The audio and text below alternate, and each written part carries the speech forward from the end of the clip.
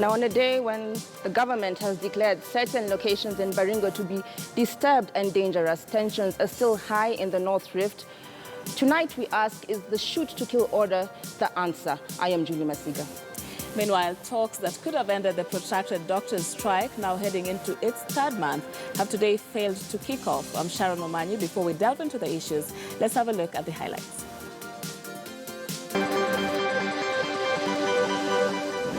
Muhalifu yoyote aliye na silaha ameua kina mama na watoto, pia na yeye asibakishwe. Giving civilian over 600 guns in 3 days and they have never been trained, what will they not do? When you say the Auditor General was cleared by the EACC, I think maybe that may be a wrong statement, because if they had cleared, they would never have forwarded it to the DPP.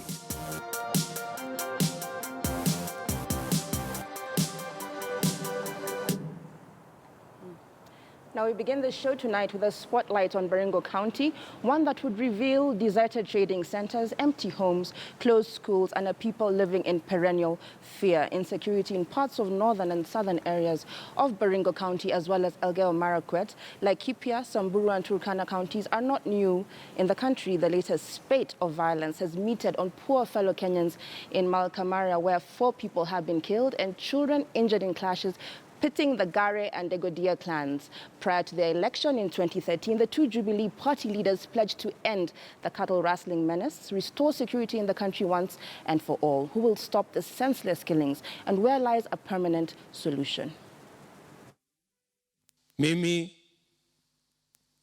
nimetoa amri kwa hawa askari wetu kwamba muhalifu yoyote aliye na silaha ameua kina mama na watoto, pia na yeye asibakishwe. Right, ladies, we were having this discussion even before we came on air as to the origins of this particular conflict in the North Rift. And I'll just throw it out there straight away. I'll start with you, Sharon. Is it political, or is it just a cyclical violence that comes when people are fighting over resources, when there's drought and famine? Or is somebody pulling the strings here? All right. Maybe before I get into it, we get to know our panelists tonight. And we will just introduce, to my immediate right is Betty Waitherero, who's regular here, a political communications researcher. We have Lorna Irungu joining us tonight, also not a new face, strategic communications consultant. Many thanks for joining us tonight, ladies. And so, of course, just delving into that issue, there has been various talks about it. Some saying that this is, a politically instigated conflict. Others saying that, it genuinely is a fight for resources. As we've seen, time and again, this is not the first time that we've seen this happening in Baringo. So there are various calls to this side. And I don't know, what is your take to this, Betty? I think the escalation at this point can strictly be put to it being politically instigated. We do know that this area suffers perennial climate change and drought-related conflicts and famine-related conflicts. But the struggle over resources has never been escalated to this level. And you can see the sort of dynamics that are occurring within the political structures of the region and the political parties being replayed in the conflict regions as well. So when you see a situation like the image we're watching right now, where entire villages are being burnt to the ground, that is an indicator that it is not merely about resources. This is it is going farther than that.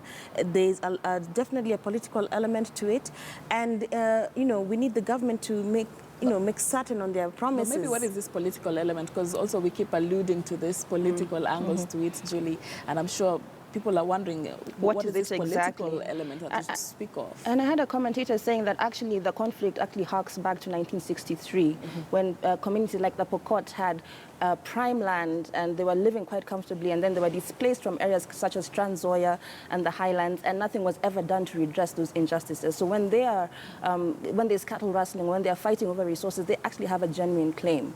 But does that preclude a politician from taking advantage, Lorna, and just using this whole situation to his advantage? I think when I was looking at this, one of the things that struck me is this is not the first time we've had these issues in Baringo. So we can trace back, if we were to do a chronological time as to when the issue started, going back to what you're saying. Right. But there's also a couple of elements that are are consistent to this. One, there's the issue of pasture, all right? Pasture comes during an era of drought or famine. Yep. So are we in an era of drought or famine? Yes. Is this something that we did not know was coming? No. And which is where, for me, I find that the political part plays a role, is that you know what the challenges are. And to be fair, as we said, this is one of the promises, and you articulated that right at the beginning. It's one of the promises that the government made, because this has been a perennial problem. Right. So for me, the things I'm worried about right now is I haven't seen any clear-cut steps over the past 4 years before this escalated to say these are the mitigating steps we're taking. We've seen soldiers getting killed before in some of these regions. Last year, in fact. We had that. Yes. What happened? What happened? Nothing. I mean, I can't come and say, here is a single policy issue that has done. If you look at those areas and the people who actually do stuff, person who comes to mind to me is someone like Tekla Larupe. This is what she does, is to mitigate and try and find out things. And part of it is then when I hear the shoot to kill order, I cringe. Because who are we shooting? And we'll come to that, Lorna. Yeah. So then are we saying that there are people who are benefiting from this protracted conflict, and who are these people? Because for the long time, you imagine that regimes have changed and whatnot. Okay, so when you look at it now, because Julie has gone all the way back to 1963, yes, you do have historical grievances against other communities. But whenever these grievances are raised specifically during an election cycle, then that is not a matter of historical injustices. This is somebody poking at an old wound, to gain political advantage. And what happens in an election cycle where you have a situation, you have community violence or tensions, somebody will from one community will use that, take opportunity to try and gain ground over the other community. Right. If, let's say, for example, he knows his people can vote for him, if he shows some strength against the other community, he'll encourage warriors to go out and do some cattle rustling and things like that. Right. And that's just one example. So whenever it's going in tandem with this election cycle, then the people who are most likely to benefit from it are the aspirants involved or the incumbents. But there's an argument, Betty, as well, that this cycle is also linked to resources, in terms of when people start looking for resources and start thinking they have to go out and perhaps steal or take by force what they don't have, then it's perhaps also a weather cycle, which happens just to fall in line with our political cycle this particular year. Because if it happened last year at this time, would we be saying that it's directly linked to the general election? But it has been, sorry to interrupt you, but it has been happening. In 2012, by 2012 rather, you had a situation where over 5,000 people had been killed. You had 300 policemen being killed in that particular year. And I remember covering this because that was the year of the Baringo, Baragoi 100 policemen being killed. So it is happening in between. It's just because it's an election cycle that the interest is heightened in that particular region. Remember that there are a lot of votes there as well. Right. And that's why you're seeing such people who should not be talking about shoot to kill saying exactly that.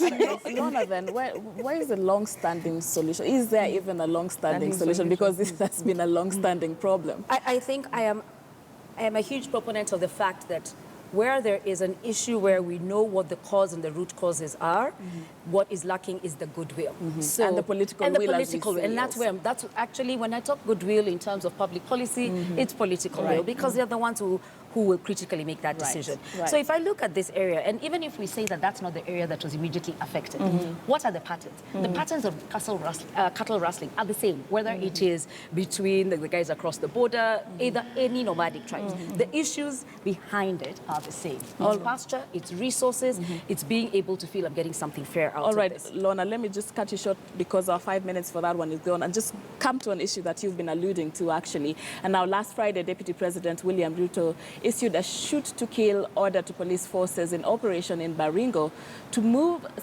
said to be aimed at ending the current wave of insecurity in the region. A section of leaders from Pokot and Baringo have protested against this order, saying that it is unconstitutional. Now, earlier on, police spokesman Charles Owino was on KTN News and also defended the orders. We cannot encourage lawlessness in the country. We have a purpose to be there, especially as the police. And we have always seen situations where people want to commit crimes and they want to go scot-free. That is not the case. Actually, we would thank the executive for their boldness in coming up strongly to say that persons who break the law and in a manner that, for example, you use firearm to kill a woman and a child, that cannot be tolerated. So it does not matter where that instruction has come from, who has said it and at what time. This is something that should be said by any other Kenyan, including an MCA in that particular region. Kama wanasiasa wanachangia hii maneno na kama deputy president akitoa akisa kwamba shoot to kill inakuwa shida na mtu akiwawa sio shida, tunashangaa sana. Ni Kenya gani sisi tunatumikia na ni Kenya gani hao wengine wanatumikia kama wengine wanasiasa wanapendelea watu wengine. All right, so let me just pick it up with you, Lorna. Yes, it does not matter who issues the order, where anybody. So maybe if I'm walking in my village in Nyamira, you just order people to shoot to kill. You know, the problem with that particular order is this. How are these raids happening? Have we been told how they're happening? Have we been told that there's gangs of people who are coming in, that it's difficult to identify one or two? Have you spotted who's doing this? Because if you've spotted them, isn't there a process? Right. So what stops this from becoming a political vendetta? What stops this from saying these 4 people were coming to raid me, they were shot to kill, and planting evidence? Since when did we become the state that doesn't abide by the rule of law, by the people who are supposed to uphold that law and call it? So one, I think it opens a can of worms. It opens a can of worms for the kind of opportunistic violence, given it's an election cycle, to say that person was leading a group of bandits, so he was, you know, shot. And who's going to argue that? Right. So I think we're going into a very slippery slope. And then how do you then stop that from just being in Baringo? Right. What are we going to say the same violence happens in Beira or somewhere else? Right. Julie, do you think that was merely a spur of the moment kind of order, you know, an act of irresponsibility because of the kind of worms that Lorna speaks about? Or is it actually a calculated thing? Because there's no denying on any face that this could lead to other, further violence. Right. In fact, uncontrolled violence, because people being given the right to shoot, to kill. How do you control that thereafter? I would say that the deputy president is not a foolish man. He's a highly intelligent man. He's an astute politician. So I'd be reluctant to say that it was irresponsible or spur of the moment. I wouldn't say it was calculated, but I will just say that we have not known him not to consider what he does. Right. And then for the police spokesman to say that even an MCA can issue a shoot-to-kill order, what about the sanctity of life, which is protected by the Constitution? What is the role of the deputy president? To deputize the president. If the president had said that, it would be a whole different conversation. Right. But also for the police commissioner to just kind of issue this blanket permission is quite startling, given that we're going to a general election. Right, and of course, Betty, we have also other critical institutions involved in security issues. We have the National Police Commission, we have IPOA, who have been silent on this particular issue. Would it be a concern or of interest for us to know whether they were involved in this decision, shoot to kill order? Of course, IPOA and the National Police Commission were not involved in this, and it's very clear because of the sort of statement the police spokesman has made, which to me, that particular statement is irresponsible. You can't just, because I'll go home and say shoot to kill, I mean, and it will be, how can I as a citizen qualify or justify me saying that? So that was completely irresponsible. It's not just anybody, and it's certainly, to me, in my view, not the responsibility of the deputy president to make such an order. Right. And neither should such an order be taken lightly or made lightly. The other time we had Nelson Marwa, police commissioner of the coast, make a similar statement. And you even come to question, what is the constitutionality? Do you have the right to make such an order? What's the role of General Kaiseri then? Yes. What's the role of the CS Interior Ministry, if anybody, including an MCA, can make this order? So for me, what is more critical is to observe who is benefiting most from this sort of chaos. And I think that's a question that we should be asking. In your assessment, are we seeing any obvious or any apparent beneficiaries from this conflict? I think at the end of the day, who comes out on the top is whoever manages to convince their people that they're the ones who changed this for them. And this could swing either way, right? Yeah. And so you're not able to tell who the beneficiaries are until it ends. Right. But the problem is, at that point, what are the repercussions? And I know I'd said this earlier to her, and I said... Lorna, I'll just cut you off a bit, because we're still sticking with shoot-to-kill orders. going on to arming reservists. And at the same time, up to 500 national reservists have been recruited to enforce security on the ground. It's a move that has equally drawn criticism, with some local leaders saying that the move would escalate the wave of killings in the region. Some of these leaders have also accused Deputy President William Ruto of taking sides in the conflict and asked President Uhuru Kenyatta to take charge of the situation. They claim the operation to flush out bandits was targeting one community and could trigger more violence if implemented. What is worse, the shoot-to-kill order was given to 600 police reservists, individuals without basic training in police work in the region that is now up in arms over the order. It is the worst strategic security mistake ever committed by a government. If you give somebody who does not know even how to use, mwenyewe hata atachipika naye kabla hajapika du yake ila na M. Because we have seen this one here. Hata ukikaa naye namna hii mtu anamaliza hata na watoto wake ndani ya nyumba. Bunduki ni shetani kwa nyumba. Giving civilian over 600 guns in 3 days and they have never been trained, what will they not do, especially with the shoot-to-kill order? Right, so talk about compounding an issue. First shoot to kill, and then now arming reservists. It almost feels like we are going into war. But as we talk about this particular conversation, we need to introduce our reporter from Uasin Gishu. His name is Elvis Koskei. He has been on the ground following what's been happening with the violence in Baringo, and he can give us a clearer picture of what's actually happening. Sharon, I believe that you had some questions. Right, and good evening to you, Elvis, if you're with us now. And I know for days you have been covering this issue as it develops on the ground. If you can tell us the sentiments of the people on the ground with regard to the strategies that leaders are using, especially the shoot-to-kill order. What kind of sentiments and reactions are you getting from the people on the ground?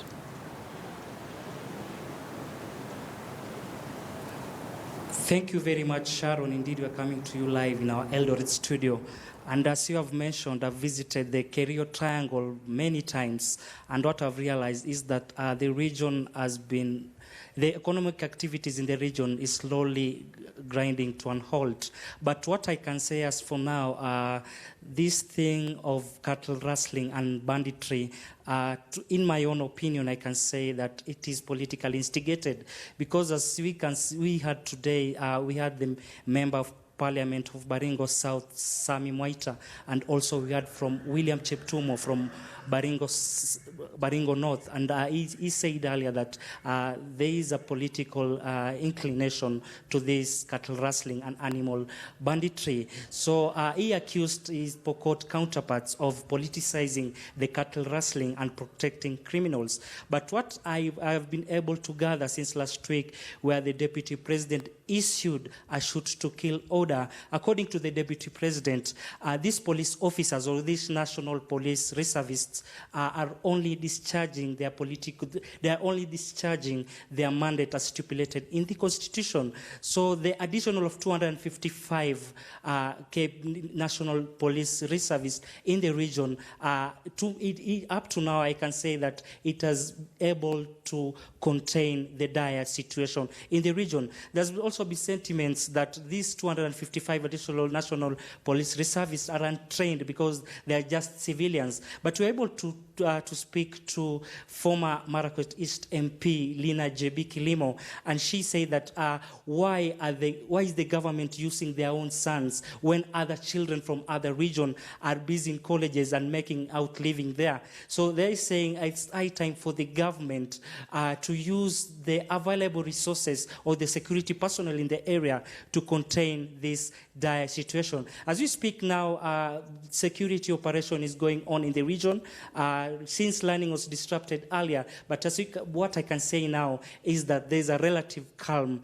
in the region, Sharon.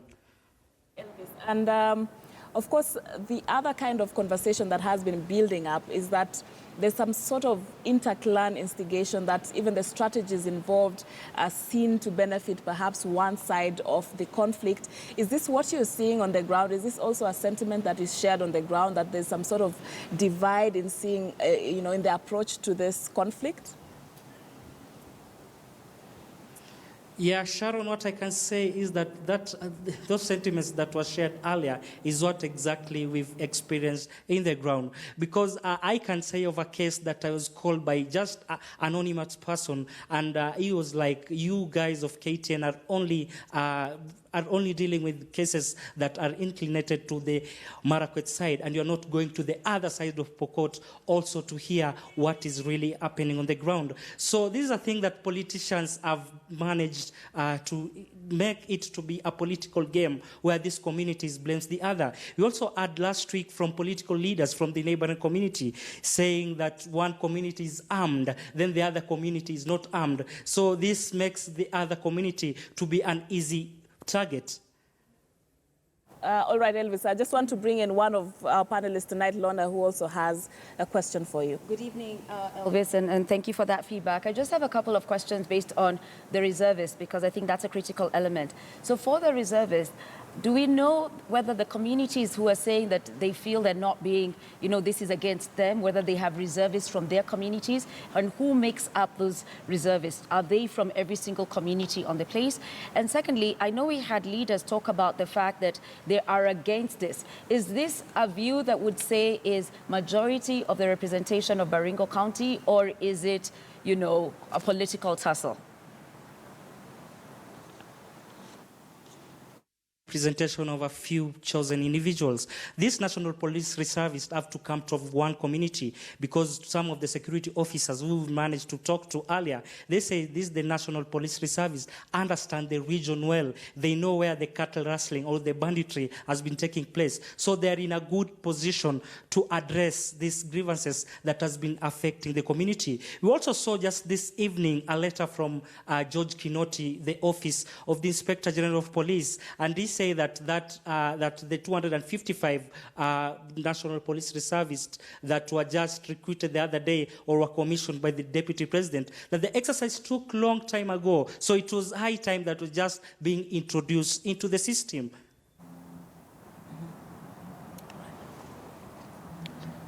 Right.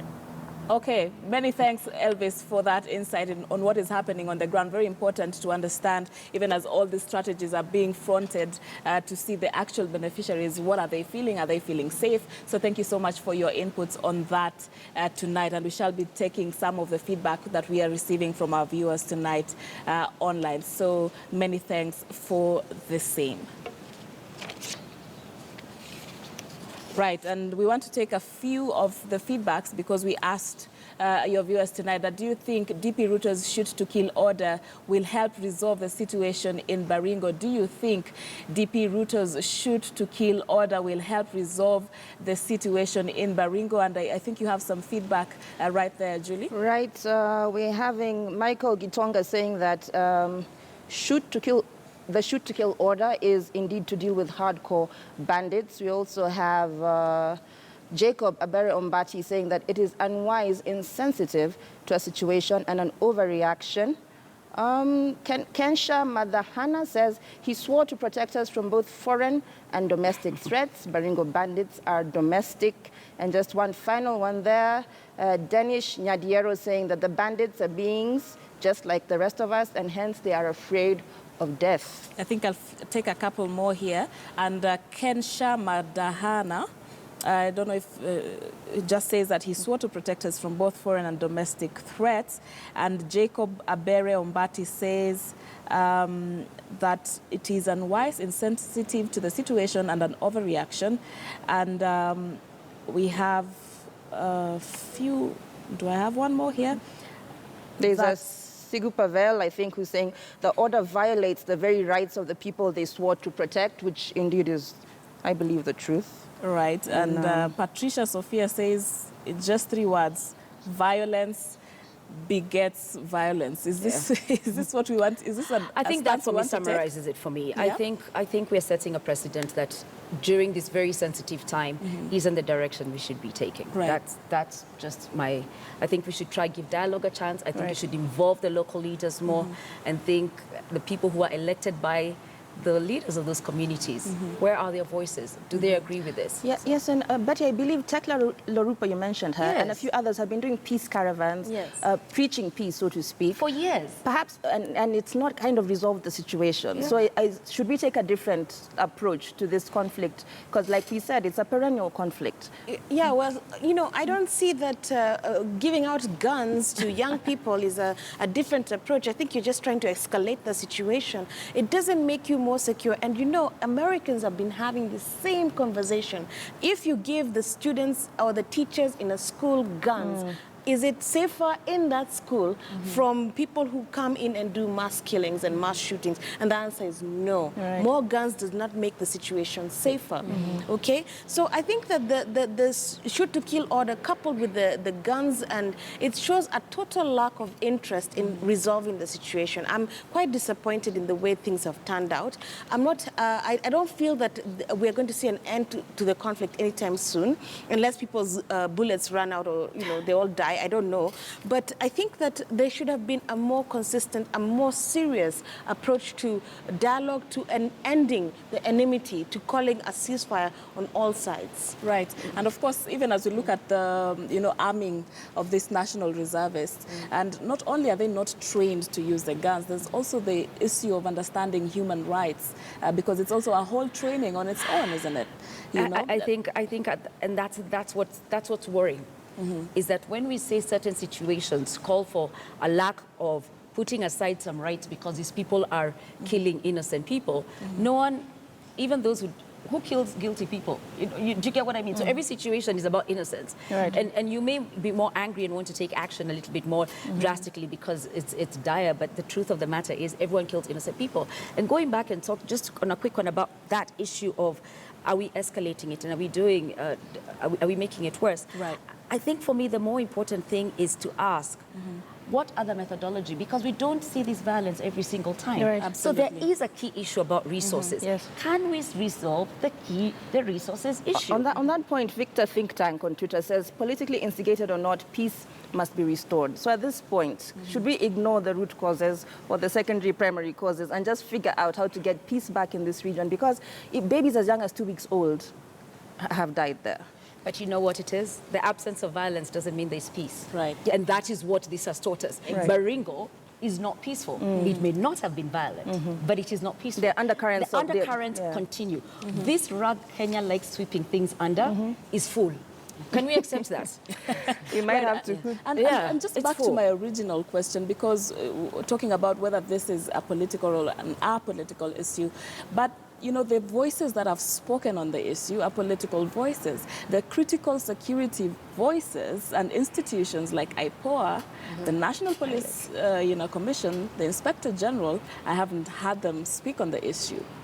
So then we're making the arena a political one, aren't we? It is already a political arena, and that brings back to my original point, which is why this is flaring up in this election cycle. That it's clearly politically instigated. It's clearly politically driven. Even the dishing out of guns has just got a political connotation to it, and this is why all these institutions that are concerned with the region, they're concerned with actually establishing peace and maintaining that peace throughout the year, they're silent on this because they're like, okay, you guys elected these people, these ones are killing each other, they're giving out guns.